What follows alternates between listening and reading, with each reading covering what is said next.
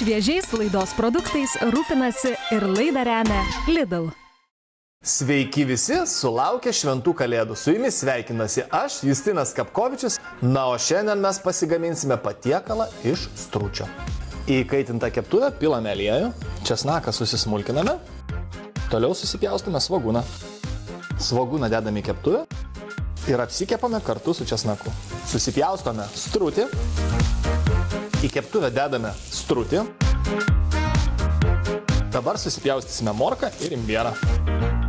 Morką su imbieru dedame į keptuvę. Meilės aromatai tvyro mūsų virtuvėje. Susipjaustome kreivabudės. Jas taip pat dedame į keptuvę. Į keptuvę keliauja šaukštas medaus. Pilame stiklinę vandens.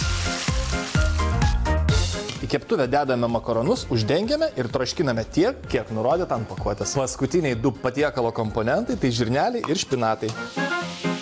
Viską pramaišame.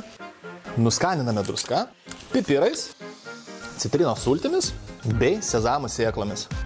Viską išmaišame, na o dabar belieka tik paragauti. Makaronų tu mane kabink. Šiandien tiek, palinkėsiu jums skanių švenčių, na o su manim susitiksite šviežias idėjas su Lidl per TV3 ir TV8. Šviežiais laidos produktais rūpinasi ir laidą remia Lidl.